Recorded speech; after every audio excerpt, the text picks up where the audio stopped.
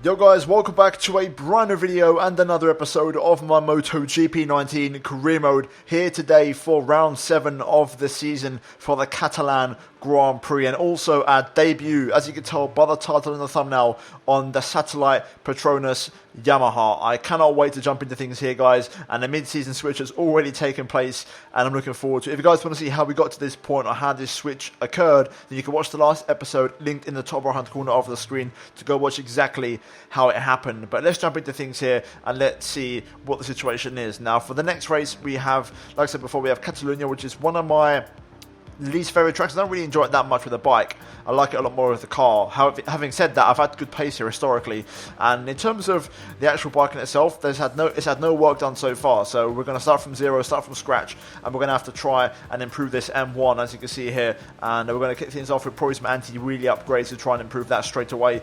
But straight away, this bike has got a lot less power, so a lot slower on the straight. But hopefully, it'll be better for the corners. And I did struggle with the Ducati, and it's a lot of power, and also to keep the front end down, it was something I struggled with. We're currently leading the championship. We're 5 points clear at the top of the table after the last race. We're still yet to win a race this season, which is quite surprising, but the consistency's been there, and I think we've got 2 second places in a row, or 3 in a row actually, in the last three races. So yeah, overall, the confidence is good in terms of the actual rider and the way we look on this new bike. I've changed a few things, and you'll see now on screen, we've got, this is the old attire. The number's going to stay the same, but we're not going to commit, and we're not going to stay with the same helmet, gloves and boots. It does look kind of okay with the red details on the bike, but I've got some improvements to make. So first of all, we're going to change the boots, and I've already done my decision, and we're going to go for the full-on blackout version here. We're going to also go for some black gloves as well to match the boots, and I've also made a brand new version of the helmet that I use,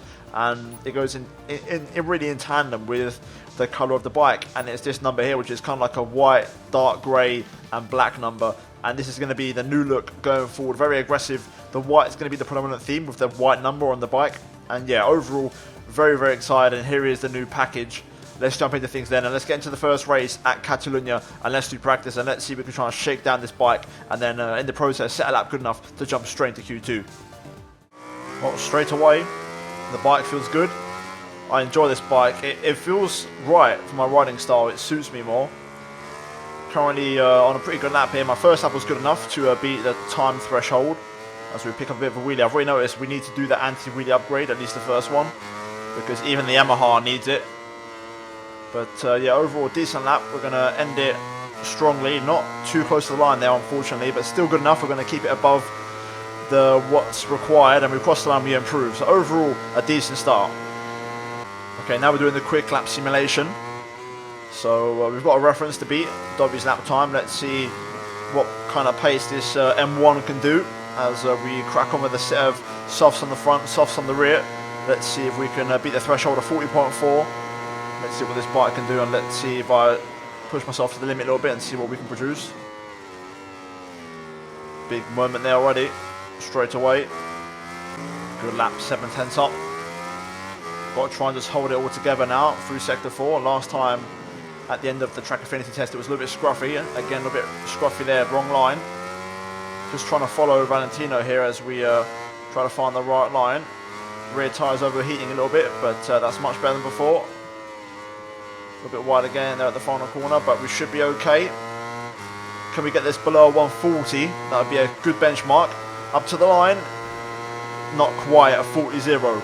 Good pace though.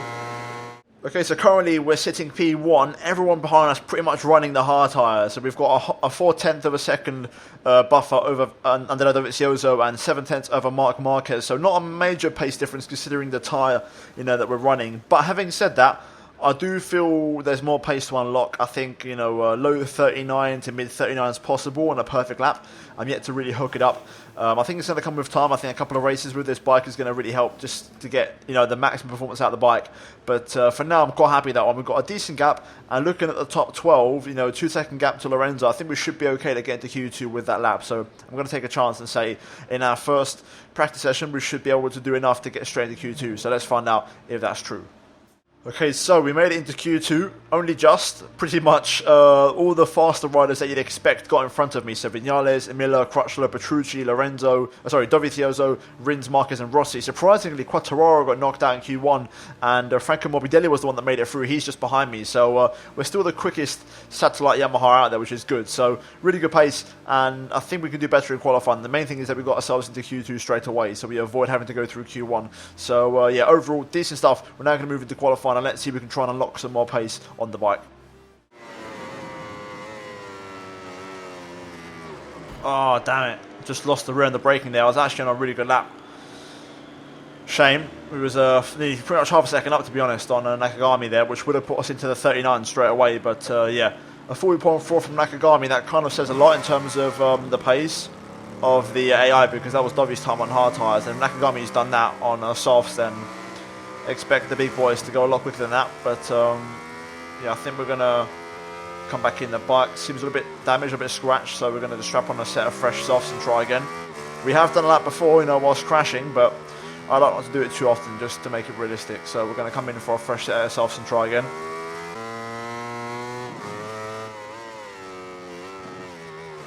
Oh man, damn, that's a weird one for me again.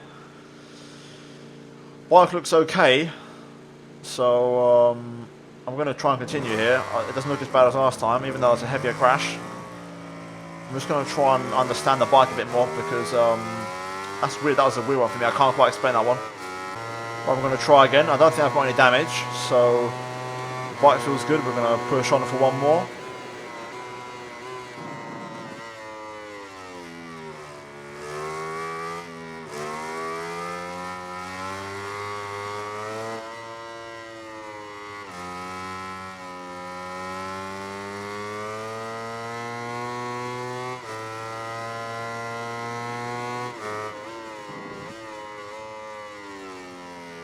Ooh, 39.0 from Dovi. That's a statement lap if I've ever seen one.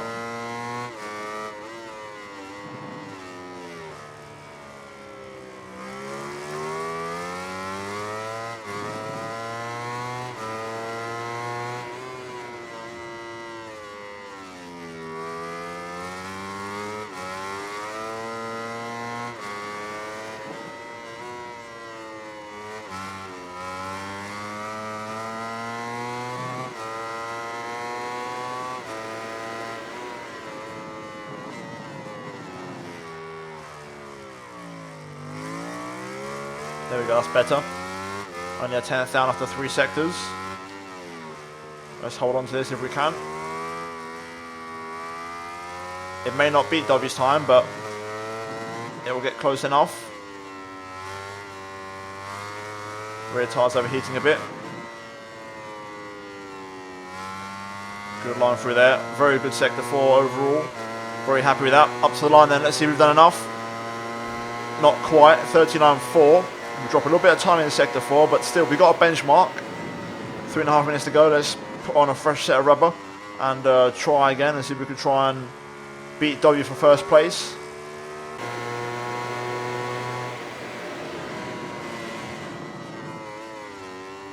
That wasn't ideal.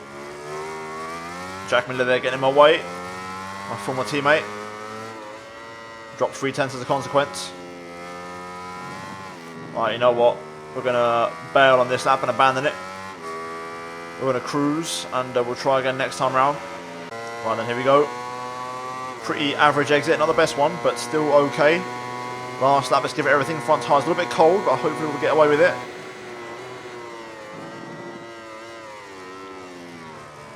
Can feel that cold front tyre giving way there. Not the best line. But still a personal best though somehow through sector 1. I may have just pushed the limit a bit too much. Let's see how we get on for the rest of the lap. I think I may have overdone it.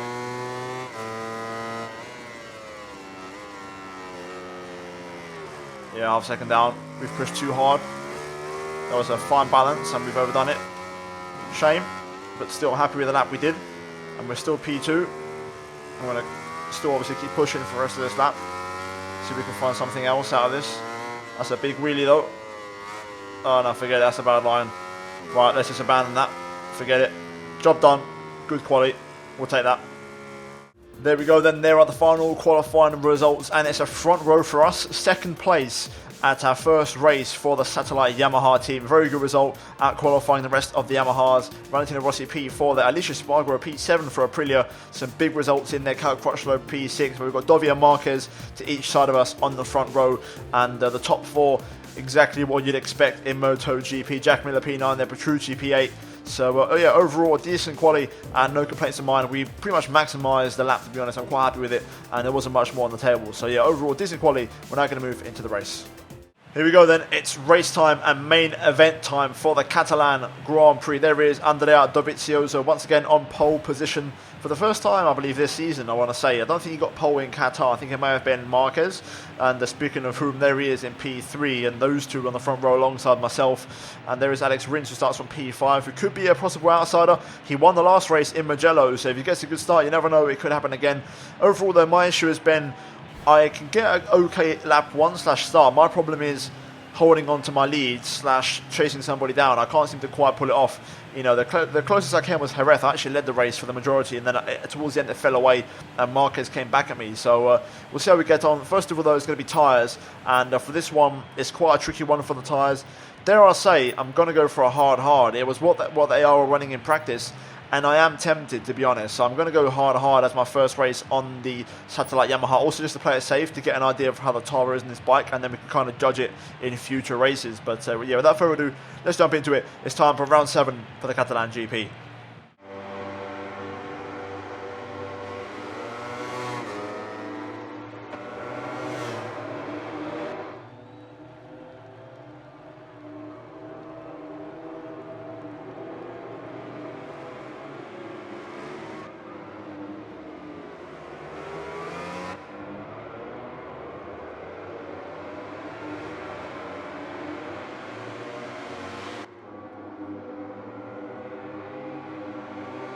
Here we go, first gear selected for the Catalan Grand Prix. 5 lights are on, and they are off, and away we go.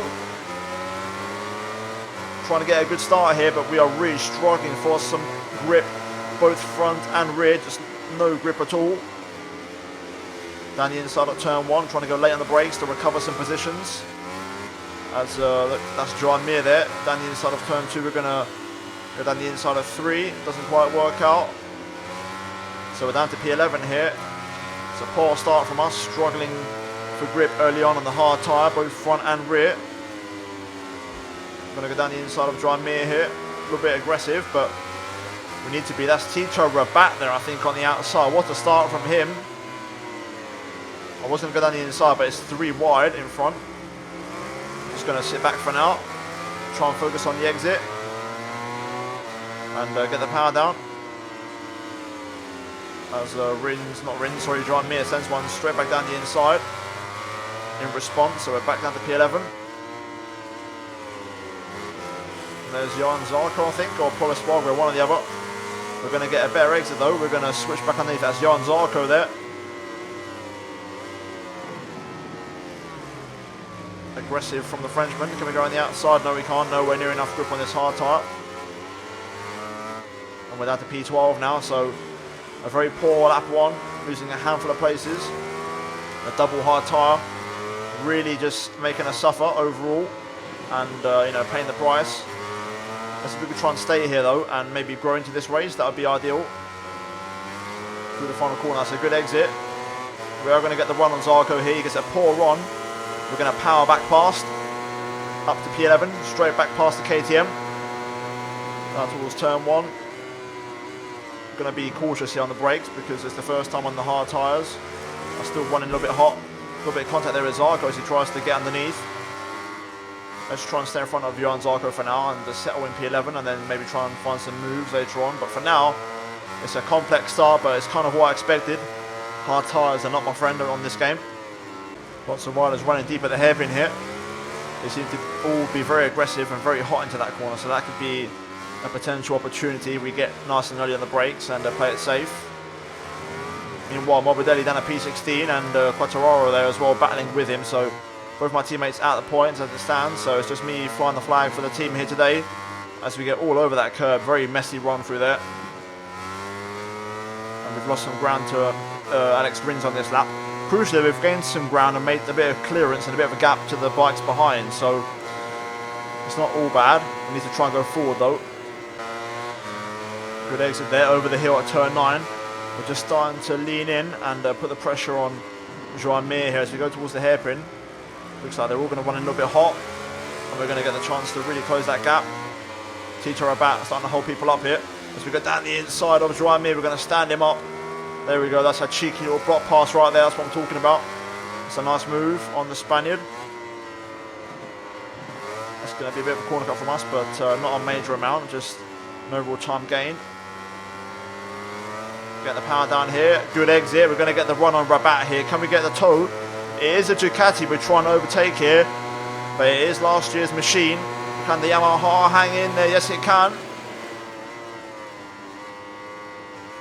I'm going to run in a little bit hot, but we're going to get it just about slowed down. And there we go, that's 2 moves in the space of about 5 corners. Good racecraft up the P9. Let's catch up to Valentino, and Bagnaio's not too quick either, so we know we can get past him as well. Jack Miller's currently in P3, what performance from him. On 140.5 from us, better pace, up to P9 now definitively. As Rossi and Bagnaio exchange positions. A little bit hot against the turn 1, we're trying to push the limits there on the brakes. Good thing is we've got a nice bit of clearance behind now, so we can focus on these 2 guys in front and trying to make up 2 more positions. Then there is quite a substantial gap to the next bike, so P7 might be the best we can achieve here today. Just struggling here. It wasn't the best lap, a little bit scruffy from me. It's still a okay 140, but we need more pace in this as they're coming into the final 3 laps now. I'm hot again, I just can't seem to get it slowed down for turn 1. The tyres are starting to wear down now, so that's going to start to kick in. Let's try and have a better rest of the lap here and try and catch up to these 2. Oh, that's a better line. I got a bit of a slipstream on the back straight there. We're starting to announce ourselves here and knock on the door now finally. It's game time. A little bit of a slippy rear there, trying to use the rear brake, didn't quite work. If I can just get the perfect run through here. On the gas nice and early, we are going to get a toe. But Valentino's going to get a better run on Bagnaia here. We're just going to hang in there and follow the toe. 320, near 330 Ks. Around the outside of Valentino. Wow, what a move. I really thought I was going in hot there. How the hell did I get that slowed down? I've got no clue, but what a fantastic overtake. Overtake of the season so far. No idea how I managed to get that slowed down. Wow. Whew. Right then, let's get after Bagnaia. And there's a P7 on the cards here, which I'll absolutely take.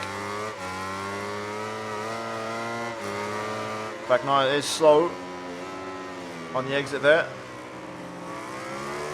We just know, of course, that is a Ducati, so we know his straight line speed is going to be good. So we'll see how we cope. Right then, onto the pit straight, onto the last lap. It wasn't the best final sector, a little bit scruffy. We have a slight toe off of Bagnaia here, hitting 330 Ks. Let's not get it hot into turn 1 this time. There we go, that's much better. Because that sets me up through turn 2 a lot nicer. And then that, of course, sets me up for turn 3 as well. Bagnaia has picked up the pace a little bit, but also my end to the lap was very scruffy. We have dropped Valentino though, which is good. So it's just me versus Bagnaia here for P7. Yep, Bagnaia's too quick. I tried to keep up, but sectors 1 and 2 are my strong ones. 3 and 4 I struggle. Very scruffy end to the lap, to be honest. Again, I always struggle at the end, but still, it should be enough. Valentino's going to try and challenge, but it's going to be P8 for us in our first race for the Satellite Yamaha team. Not bad.